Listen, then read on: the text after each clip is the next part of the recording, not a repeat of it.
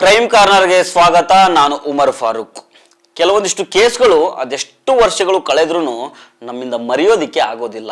ಆ ಪೈಕಿ Unnao rape case ಕೂಡ ಒಂದು. ಈ ಮೊದಲು ಗುಜರಾತ್ನ ಬಿಲ್ಕಿಸ್ ಬಾನು ಪ್ರಕರಣವನ್ನ ನಾವು ನೋಡಿದ್ದೀವಿ. 2002ರಲ್ಲಿ ಗುಜರಾತ್ನಲ್ಲಿ ಮುಸ್ಲಿಮರ ವಿರುದ್ಧ ದೊಡ್ಡ ಹತ್ಯಾಕಾಂಡ ನಡೀತದೆ. ಆ ಹತ್ಯಾಕಾಂಡದಲ್ಲಿ ಬಿಲ್ಕಿಸ್ ಬಾನು ಕುಟುಂಬ ಕೂಡ ಬಲಿಪಶು ಆಗುತ್ತೆ. ಇವರ ಕುಟುಂಬದ 14 ಜನರನ್ನ ಬರ್ಬರವಾಗಿ ಕೊಲೆ ಮಾಡಲಾಗುತ್ತೆ. ಎಲ್ಲ ಮಹಿಳೆಯರ ಮೇಲೆ ರೇಪ್ ಮಾಡಲಾಗುತ್ತೆ. ಅಲ್ಲಿ ಕ್ರೌರ್ಯ ಎಷ್ಟರ ಮಟ್ಟಿಗೆ ಇತ್ತು ಅಂದ್ರೆ, ಬಿಲ್ಕಿಸ್ ಬಾನುಗೆ 2.5 ವರ್ಷದ ಮಗು ಏನೋ ಇರುತ್ತೆ. ಒಬ್ಬ ಬಂದು ಬಿಲ್ಕಿಸ್ ಬಾನು ಕೈಯಲ್ಲಿದ್ದ ಮಗುವನ್ನ ಕಿತ್ಕೊಂಡು ಪಟ್ಟಂತ ಲಾರಿಗೆ ಅಪ್ಪಳಿಸ್ತಾನೆ. ಇದರ ಜೊತೆಗೆ ಬಿಲ್ಕಿಸ್ ಬಾನುಗೆ ಶಮೀಮ್ ಹೆಸರಿನ ತಂಗಿ ಇರ್ತಾಳೆ. ಅವರಿಗೆ ಕೇವಲ 2 ದಿನದ ಹಿಂದಷ್ಟೇ ಹೆರಿಗೆ ಆಗಿರ್ತದೆ. ಅಲ್ಲಿದ್ದ ಕ್ರೂರಿಗಳು ಆ 2 ದಿನದ ಹಸುಗೂಸನ್ನು ಸಹ ಬಿಡೋದಿಲ್ಲ. ಒಬ್ಬ ಬಂದು ತಾಯಿ ಕೈಯಿಂದ ಆ 2 ದಿನದ ಹಸುಗೂಸನ್ನ ಕಿತ್ಕೊಳ್ತಾನೆ, ನೆಲಕ್ಕೆ ಬಡ್ದು ಸಾಯಿಸ್ತಾನೆ. ಅಲ್ಲಿಗೆ 2 ಹಸುಗೂಸುಗಳು ದಾರುಣವಾಗಿ ಸಾವನ್ನಪ್ತವೆ. ಆಮೇಲೆ ಬಿಲ್ಕಿಸ್ ಕುಟುಂಬದ ಎಲ್ಲ ಹೆಂಗಸರ ಮೇಲೆ ಅತ್ಯಾಚಾರ ಎಸಗಲಾಗುತ್ತೆ. 14 ಜನರನ್ನ ಬರ್ಬರವಾಗಿ ಕೊಚ್ಚಿ ಸಾಯಿಸಲಾಗುತ್ತೆ. ಬಿಲ್ಕಿಸ್ ಬಾನು ಮೇಲೆ ಬರೋಬ್ಬರಿ 22 ಜನ ಮುಗಿಬಿದ್ದು ಅತ್ಯಾಚಾರ ಮಾಡ್ತಾರೆ. ಆಗ ಬಿಲ್ಕಿಸ್ ಬಾನು ಸತ್ತವರಂತೆ ನಾಟಕ ಮಾಡಿದ್ರಿಂದ ಬದುಕಿ ಉಳಿತಾಳೆ.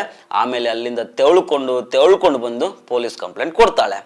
ಉನ್ನಾವೋ ಕೇಸ್ ಹೇಳ್ತೀನಿ ಅಂತ ಬಂದು ಈಗ ಈ ಕೇಸ್ ಬಗ್ಗೆ ಯಾಕೆ ಹೇಳ್ಬೇಕಾಯ್ತಂತಂದ್ರೆ, ಬಿಲ್ಕಿಸ್ ಬಾನು ಮೇಲೆ ನಡೆದ ರೇಪ್ ಕೇಸ್ನಲ್ಲಿ ಒಂದಿಷ್ಟು ಜನರಿಗೆ ಜೀವಾವಧಿ ಶಿಕ್ಷೆಯನ್ನ ವಿಧಿಸಲಾಗಿರುತ್ತೆ. ಅವರು ಸುಮಾರು ವರ್ಷಗಳಿಂದ ಜೈಲಲ್ಲೇ ಇರ್ತಾರೆ.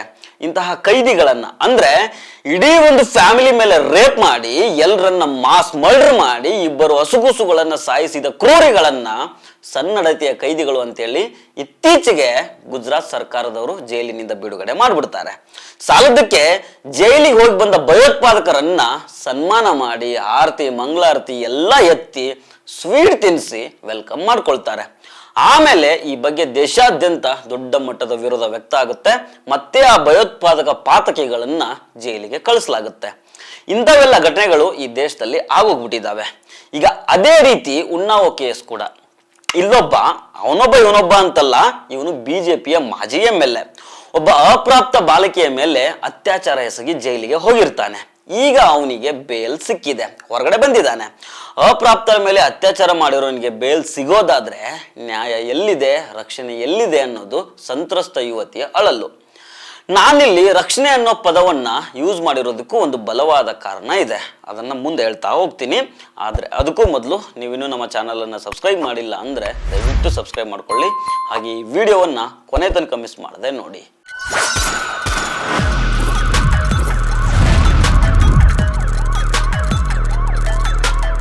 2017ರಲ್ಲಿ ನಡೆದ ಉನ್ನಾವೋ ರೇಪ್ ಕೇಸ್ನಲ್ಲಿ ಅಪರಾಧಿಯಾಗಿರೋ ಮಾಜಿ ಬಿಜೆಪಿ MLA ಕುಲ್ದೀಪ್ ಸಿಂಗ್ ಸೆಂಗಾರ್ಗೆ ದೆಹಲಿ ಹೈಕೋರ್ಟ್ ಜಾಮೀನು ಕೊಟ್ಟಿದೆ. ಹಾಗೆ ಆತನಿಗೆ ವಿಧಿಸಿದ್ದ ಜೀವಾವಧಿ ಶಿಕ್ಷೆಯನ್ನ ಅಮಾನತು ಮಾಡಲಾಗಿದೆ. ಜಾಮೀನಿನ ಪೀರಿಯಡ್ ನಲ್ಲಿ ಅಪರಾಧಿ ಕುಲ್ದೀಪ್ ಸಂತ್ರಸ್ತೆಯ ಮನೆಯ 5 ಕಿಲೋಮೀಟರ್ ವ್ಯಾಪ್ತಿಯಲ್ಲಿ ಬರಬಾರ್ದು, ದೆಹಲಿಯಲ್ಲೇ ಇರಬೇಕು, ಪ್ರತಿ ಸೋಮವಾರ ಪೊಲೀಸ್ ಸ್ಟೇಷನ್ಗೆ ಹಾಜರಾಗಬೇಕು ಅಂತ ದೆಹಲಿ ಹೈಕೋರ್ಟ್ ಷರತ್ತುಗಳನ್ನ ವಿಧಿಸಿದೆ. ಒಂದು ವೇಳೆ ಇದರಲ್ಲಿ ಯಾವುದೇ ಒಂದು ಷರತ್ತನ್ನು ಉಲ್ಲಂಘಿಸಿದ್ರೆ ಜಾಮೀನನ್ನ ತಕ್ಷಣ ರದ್ದುಪಡಿಸಲಾಗುತ್ತೆ ಅಂತ ಎಚ್ಚರಿಕೆಯನ್ನು ಕೂಡ ಕೊಟ್ಟಿದೆ. ನೋಡಿ, 2017ರಲ್ಲಿ ಉನ್ನಾವೋದಲ್ಲಾದ ರೇಪ್ ಕೇಸು ಭಾರತದ ನ್ಯಾಯಾಂಗ ಇತಿಹಾಸದಲ್ಲೇ ಅತಿ ಹೆಚ್ಚು ಚರ್ಚೆಗೆ ಗ್ರಾಸ ಆಗುತ್ತೆ.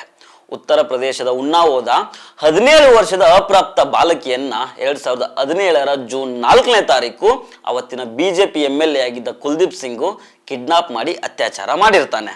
ಆ ಬಾಲಕಿಗೆ ಕೆಲಸ ಕೊಡಿಸೋ ನೆಪದಲ್ಲಿ ಮನೆಗೆ ಕರ್ಕೊಂಡೋಗಿ ಅತ್ಯಾಚಾರ ಮಾಡಲಾಗಿರುತ್ತೆ. ಈ ಇನ್ಸಿಡೆಂಟ್ ಬರೀ ಇದಿಷ್ಟೇ ಅಲ್ಲ, ಇದಾದ್ಮೇಲೆ ಏನೇನಾಗಿದೆ ಅನ್ನೋದನ್ನ ನೀವು ಕೇಳಿದ್ರೆ ಪಕ್ಕ ಭಯ ಬೀಳ್ತೀರಿ.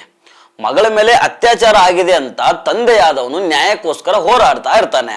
ಆಗ ಕುಲ್ದೀಪ್ ಸಿಂಗ್ನ ಬ್ರದರ್ ಅತುಲ್ ಸಿಂಗ್ 2018ರ ಏಪ್ರಿಲ್ನಲ್ಲಿ ಸಂತ್ರಸ್ತ ಯುವತಿಯ ತಂದೆಗೆ ಹಿಗ್ಗಾಮುಗ್ಗ ಹೊಡಿತಾನೆ.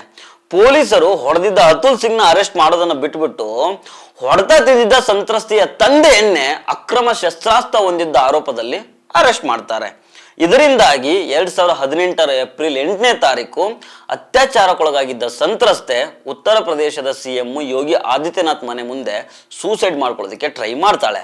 ಇದಾದ ಮರುದಿನಾನೇ ಸಂತ್ರಸ್ತೆಯ ತಂದೆ ಪೊಲೀಸ್ ಕಸ್ಟಡಿಯಲ್ಲಿ ಇದ್ದಾಗಲೇನೆ ಗಂಭೀರ ಗಾಯಗಳಿಂದ ಮೃತಪಡ್ತಾರೆ.